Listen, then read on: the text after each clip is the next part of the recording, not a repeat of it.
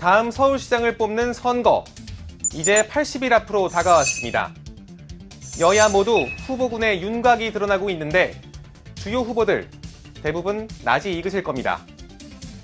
여야 선두주자들은 모두 서울시장 재수생과 삼수생, 10년 전 시작된 얄궂은 인연으로 얽혀 있습니다. 2011년 당시 오세훈 서울시장이 무상급식 주민투표가 무산되자 사퇴한 게 발단입니다. 저는 주민투표의 결과에 책임을 지고 오늘 시장직에서 물러나고자 합니다. 같은 해 보궐선거에선 당시 한나라당 나경원, 민주당 박영선 등 여성 후보 간 대결이 펼쳐지는 듯 했지만 정치권 밖에서 의사 출신 안철수 서울대 교수가 돌풍을 일으키고 이후 그 바람을 시민 후보 박원순 변호사에게 몰아주며 판도가 바뀌었습니다. 결국 박 변호사가 박영선 후보와의 범야권 경선에서 승리하고 본선에서 나경원 후보도 꺾으며 서울시장을 거머쥐게 됩니다. 2018년 지방선거 때도 당시 후보 상당수가 재등판했습니다. 민주당에선 박영선 우상호 의원이 민주당에 입당한 박원순 시장과 경선을 벌였지만 박 시장이 승리했고, 당시 자유한국당에선 김문수 후보가, 바른미래당에선 안철수 후보가 출마해 각각 2등과 3등에 그쳤습니다. 근 3년 만에 열리는 이번 선거, 후보만 보면 세대 교체가 없는 지난 10년간 서울시장 선거에 데자뷰라는 말도 나옵니다.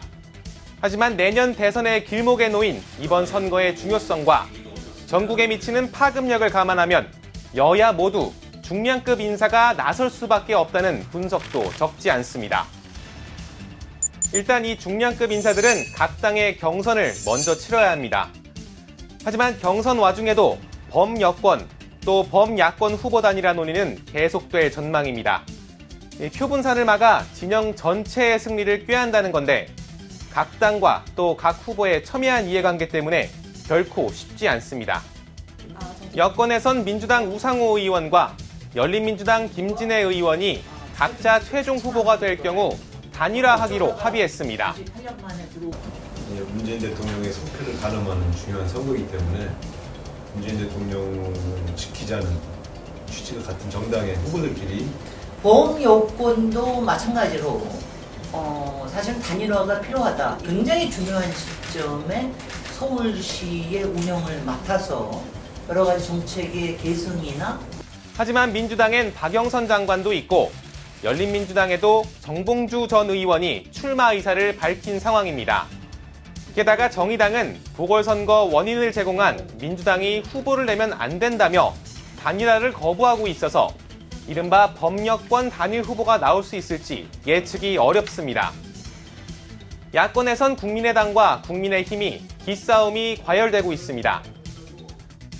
안철수 대표는 흡사 자기가 그 중도 지지표를 독점하고 있는 양 얘기를 하는데 천만에 만만의 말씀이 옳시다. 야권에서 서로 간의 시기와 질투, 반목과 분열로 또다시 패배한다면 국민 앞에 얼굴을 들 수 없을 것입니다.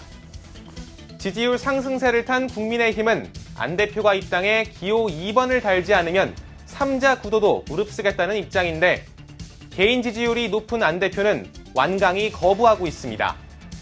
서울뿐 아니라 부산에서도 야권 후위 주자 사이에서 단일화 필요성이 제기되고 있어서 앞으로 후보 지형에 변동이 생길지 주목됩니다. 하지만 이런 점도 생각해봐야 합니다. 단일화가 늘 팽팽한 선거 구도를 반전시키는 황금 열쇠일까요? 그간 우리 정치권의 사례를 보면 대역전의 동력으로 작용하기도 했지만 정치적 명분이 약하거나 인위적 모습으로 비칠 경우 기대했던 만큼 시너지를 내지 못한 경우도 있었습니다. 단일화의 가장 최근 성공 사례, 바로 박원순 전 서울시장입니다. 2011년 안철수 교수와 단판으로 안 교수 지원을 등에 업고 민주당 박영선 후보와의 범야권 단일화 경선도 승리했습니다. 결국 최종 당선으로 아름다운 단일화의 모범 사례로 남았습니다.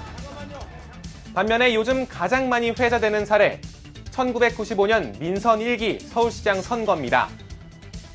김영삼 대통령 당인 신한국당에서 정원식 총리를 뽑았어요. 예. 그다음에 저 김대중 그 당시에 민주당에서 조순 후보를 놓고 3자 대결을 한 거야. 예.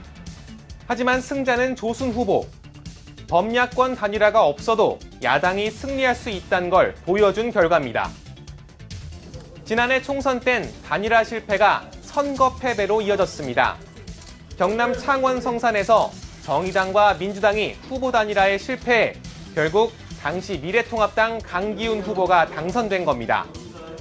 고 노회찬 전 의원의 지역구라는 상징성이 큰 곳인데다 직전 보궐선거 땐 정의당 여영국 후보가 단일화를 통해 당선된 바 있어 진보 진영에선 여전히 후유증이 큰 상태입니다.